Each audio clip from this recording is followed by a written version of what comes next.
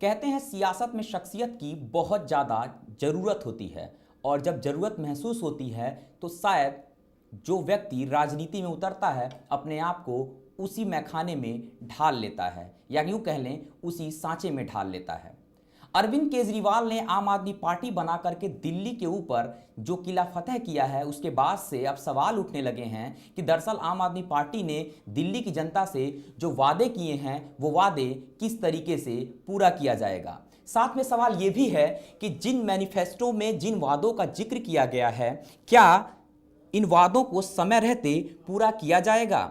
जो मैनिफेस्टो अरविंद केजरीवाल के तरफ से चुनाव से ठीक पहले जारी किया गया उस मैनिफेस्टो में 70 सूत्रीय वादे किए गए हैं। क्या दिल्ली की जनता को 5 सालों के अंदर इन 70 सूत्रीय वादों को अरविंद केजरीवाल और उनकी सरकार पूरी कर पाएगी? यह एक बड़ा सवाल है। आज आपको उन्हीं 70 सूत्रीय वादों में से दिखाएंगे कि कैसे दिल्ली के अंदर एक वादा और किया गया है सीसीटीवी का, कि दिल्ली के अंदर 10 से 15 लाख सीसीटीवी कैमरे लगाए जाएंगे जो दिल्ली के चप्पे चप्पे पर निगरानी रखेंगे। तो आइए शुरू करते हैं अपनी रिपोर्ट में और दिखाते हैं कि दिल्ली के अंदर क्या यह संभव है कि 10 से 15 लाख सीसीटीवी कैमरे लगाए जाएंगे। अगर लगाए जाएंगे तो क्या इसके पीछे बजट कितना खर्च होगा, पैसा कितना खर्च होगा और ये फंड कहां से आएगा। दिल्ली की राजनीति में बड़ा फेरबदल करके दिल्ली का ताज जीतने वाला मफलर मैन, साधारण सा दिखने वाला चेहरा, घिसी मोहरी वाली पैंट, साइज से थोड़ी ढीली शर्ट और पैरों में पड़ी फ्लोटर सैंडलें खुद बयां करती हैं कि यह कोई आम आदमी है। लेकिन यही आम आदमी पिछले 2 सालों में कब खास हो गया किसी को पता ही नहीं चला। आज यही आम आदमी दिल्ली का दिल जीतकर राजधानी दिल्ली का मुख्यमंत्री बन चुका है, जिसका नाम है अरविंद केजरीवाल। आपको बता दें कि केजरीवाल ने चुनाव से पहले अपने मैनिफेस्टो के जरिए दिल्ली की जनता से 70 वादे किए थे, जिनमें से सुदर्शन न्यूज उठा रहा है 10 से 12 लाख सीसीटीवी कैमरे लगाने का एक अहम मुद्दा। देखिए ये खास रिपोर्ट।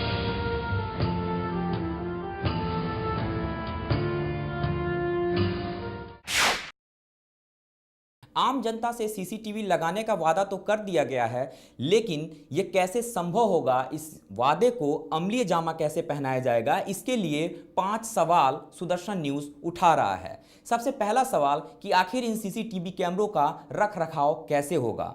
दूसरा सवाल, इसके लिए कंट्रोल रूम कहां कहां बनाए जाएंगे, क्योंकि सीसीटीवी को कैमरे को चलाने के लिए कंट्रोल रूम की जरूरत होगी। तीसरा और सबसे अहम सवाल, हमेशा 24 घंटे निगरानी के लिए एक विशेष पैनल बनाना होगा जो सीसीटीवी कैमरों के मॉनिटर जो लगाए जाएंगे, जो स्क्रीन लगाई जाएगी उसकी 24 घंटे निगरानी कर सके।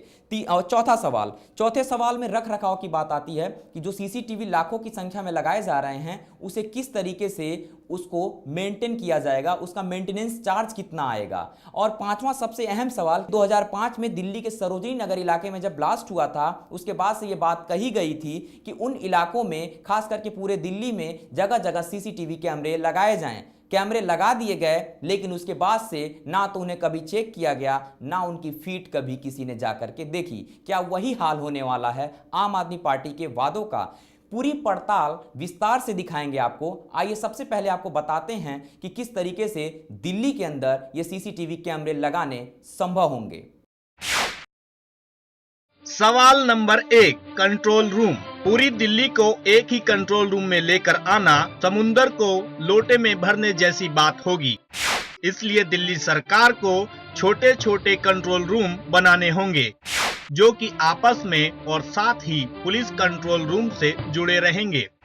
हर कंट्रोल रूम में टीवी मॉनिटर की जरूरत होगी जिस पर कैमरों की फीड देखी जा सकेगी। पार्टी की मैनिफेस्टो टीम के नेता रोशन शंकर ने बताया कि इसके लिए सरकारी दफ्तरों में खाली पड़े कमरे और खाली पड़ी जमीन को इस्तेमाल में लाया जाएगा।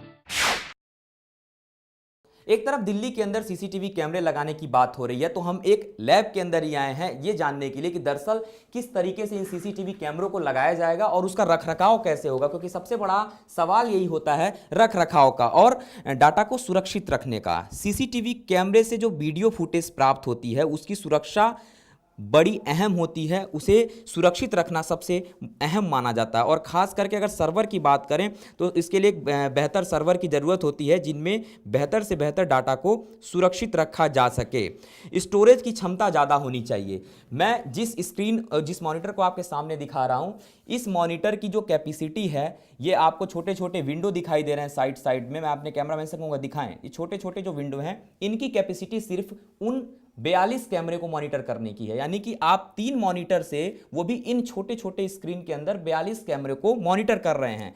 और अगर हम सीपी में बैठे हैं और हमें यह देखना है कि किसी मेट्रो स्टेशन के बाहर, सपोज करिए हम सीपी के अंदर बैठ के किसी नज़दीक के मेट्रो स्टेशन पे देखना चाहें कि वहाँ किस तरीके प्रतिक्रिया होगी, तो इस तरीके से हमें बड़े स्क्रीन पे आना पड़ेगा। यही चीज़ें हैं जो 42 कैमरे को मॉनिटर कर रही हैं। सवाल यहाँ पे सिर्फ 42 कैमरे का नहीं है, तकरीबन 10 से 12 लाख कैमरे का है। और इसके लिए एक बेहतर स्टोरेज पावर की ज़रूरत होगी। जो हमारे पास डाटा है, अगर उस डाटा की मैं बात करूं तो इस डाटा में जिन स्टोरेज पावर की बात की जा रही है, ये इतने छोटे मॉनिटर से संभव नहीं होगा। इसीलिए इसमें बजट की ज़्यादा ज़रूरत होगी और ज़्यादा से ज़्यादा मात्रा में जो टेक्निकल टीम होगी उसे लगाना पड़ेगा। हर जगह कंट्रोल रूम बनाना पड़ेगा। सवाल नंबर 2, निगरानी टीम। फीड देखने के लिए 24 घंटे लोगों को तैनात करना होगा। यदि 20 कैमरों पर 3 लोगों को लगाना हो तो दिल्ली की केजरीवाल सरकार को कम से कम 15,000 लोगों की नियुक्ति करनी होगी। अब यदि केवल इनकी वेतन की बात करें तो एक व्यक्ति को कम से कम 12,000 रुपये मासिक वेतन देने पर कुल खर्च 18 करोड़ रुपये आएगा। लाखों सीसीटीवी लगाने की बात तो की जा रही है, लेकिन जिन लाखों सीसीटीवी कैमरों के लिए एक सर्वर रूम बनाया जाएगा, क्या इस तरीके का वो सर्वर रूम होगा जिसके अंदर जो लाखों सीसीटीवी कैमरे लगाए जा रहे हैं बेहतर तरीके से उसकी निगरानी हो सके। निगरानी इसलिए भी जरूरी है क्योंकि जिन कैमरों में रिकॉर्डिंग होगी 24 घंटे उनको कम से कम मॉनिटर करने की जरूरत होगी। ये जो सर्वर रूम है बहुत छोटा सर्वर रूम है, हालांकि उदाहरण के तौर पे इसे दिखा रहा हूं क्योंकि ऐसे कम से कम दिल्ली के अंदर ना जाने कितने सर्वर रूम बनाने पड़ेंगे। वहीं पर अगर बात करें आईटी विशेषज्ञों की तो ये पूरा डेटा भारतीय इंफॉर्मेशन टेक्नोलॉजी कानून के तहत हाल ही में जारी सरकारी आदेश के तहत होगा। इसके अनुसार सरकारी डेटा स्थित सर्वर में ही रखा जाना चाहिए। यानी जो सरकार की तरफ से सर्वर दिया जाता है डेटा को सुरक्षित रखने के लिए, उसमें सारे डेटा को सुरक्षित रखा जाएगा। इसके लिए भी भारत के अंदर कानून है, लॉ है, उसका पूरा पालन करना होगा। और सर्वर रूम के अंदर जो चीज़ें रिकॉर्ड होंगी वो चीज़ें आसानी से मिल जाएं, इसके लिए बेहतर तरीके का सर्वर आम आदमी पार्टी को इस्तेमाल करना पड़ेगा। क्योंकि जो लाखों कैमरे लगाए जाने की बात की जा रही है उसके लिए बहुत बड़े बड़े चैलेंज हैं। पहले आम आदमी पार्टी को उस चैलेंज से होकर के गुजरना पड़ेगा। सवाल नंबर 3, रख रखाव। दिल्ली सरकार का काम केवल कैमरे लगाने तक ही सीमित नहीं होगा। हर साल कई कैमरे खराब होंगे। मौसम की मार और कबूतरों एवं बंदरों से भी नुकसान होगा। IFSEC के अनुसार 100 कैमरों का डेटा कंप्रेशन के बाद एक ही दिन रखने के लिए 2 टेराबाइट स्पेस की जरूरत होती है और 10 लाख कैमरों से आने वाला वीडियो फुटेज रखने के लिए 20,000 टेराबाइट जगह की दरकार होगी। कि भारत में कोई डेटा सुरक्षा कानून नहीं है और ना ही कोई प्राइवेसी सुरक्षा कानून है। ऐसे में कैमरे कहां लगाए जाएं? उनके जरिए क्या रिकॉर्ड किया जाए? इस पर दिल्ली सरकार को सोचने की जरूरत होगी। इस तरह रिकॉर्ड वीडियो को सबूत के बतौर पुलिस के साथ साझा करने को लेकर भी नियम बनाना जरूरी होगा, अन्यथा ये पुलिस राज को बढ़ावा देने वाली बात होगी। कैमरों में कैद वीडियो कंट्रोल सेंटर के साथ इंटरनेट की मदद से साझा करने की जरूरत होगी, जिसके लिए ब्रॉडबैंड का भी खर्च होगा। सवाल नंबर 4, नए नियम। साउथ एशिया मानवाधिकार डॉक्यूमेंटेशन सेंटर के निदेशक रवि नायर की माने तो भारत में न कोई डेटा सुरक्षा कानून है और ना ही कोई प्राइवेसी कानून। ऐसे में कैमरे कहां लगाए जाएं? उनके द्वारा क्या रिकॉर्ड किया जाए? रवि यह भी कहते हैं कि साल 2005 में दिल्ली के सरोजनी नगर में हुए बम ब्लास्ट के बाद सीसीटीवी कैमरे लगाए गए, पर साल 2010 तक उन्हें ऑन ही नहीं किया गया था। 2014 में भी स्थिति जस की तस थी। ऐसे में दिखावे के लिए सीसीटीवी के वायदों की बजाय बीट पेट्रोलिंग सख्त करना अधिक कारगर साबित होगा। सवाल नंबर 5, वीडियो फुटेज की सुरक्षा। सीसीटीवी कैमरों से प्राप्त वीडियो फुटेज की सुरक्षा भी एक बड़ी चुनौती होगी, जिसे कहीं सर्वर पर सुरक्षित रखने की जरूरत होगी। इन पर हैकर्स की नजर हो सकती है, इसलिए इसे सुरक्षित रखने के लिए स्टोरेज के स्तर पर डेटा ट्रांसफर की सुरक्षा बेहद अहम है। आईटी विशेषज्ञ सुदर्शन न्यूज चैनल का कहना है कि यह पूरा डेटा भारतीय इंफॉर्मेशन टेक्नोलॉजी कानून के तहत हाल ही में जारी सरकारी आदेश के तहत होगा। इसके अनुसार कोई भी सरकारी डेटा देश में स्थित सर्वर में ही रखा जाना चाहिए। ऐसे में खर्च का बढ़ना लाजमी है, क्योंकि विदेशी सर्वर के मुकाबले भारतीय सर्वर महंगे हैं। देखिए, वाईफाई सीसीटीवी की कैमरे की जो लाइफ है वो करीब 3 से लेके 5 साल होती है, और इसको आप कहीं पे भी लगा सकते हैं बिना किसी वायरिंग के, लेकिन उसके लिए आपको पूरा वाईफाई इंफ्रास्ट्रक्चर बनाना पड़ता है। पूरे शहर को वाईफाई करना होगा, उसके बाद आप वाईफाई कैमरे लगा सकते हैं। 10 से 12 लाख कैमरे लगाने के लिए आपको कम से कम 15,000 लोगों की टीम चाहिए। और जगह की जहाँ तक बात है, खाली अगर आप सर्वर पे रिकॉर्डिंग करेंगे तो उसके लिए कम से कम आपको 10,000 स्क्वायर फीट की जगह चाहिए, प्लस उसके लिए आपको स्विचिंग लगाना होगा। स्विचिंग के लिए भी लगभग इतनी ही जगह चाहिए, तो करीब करीब आप मानिए 20 से लेकर 25,000 स्क्वायर फीट की ज़रूरत होगी आपको। सुरक्षित करने के लिए आपको आज की डेट में मैकेनिज़्म है, there are lot of firewalls available, security equipments available हैं जो उसको प्रोटेक्शन कर सकते हैं।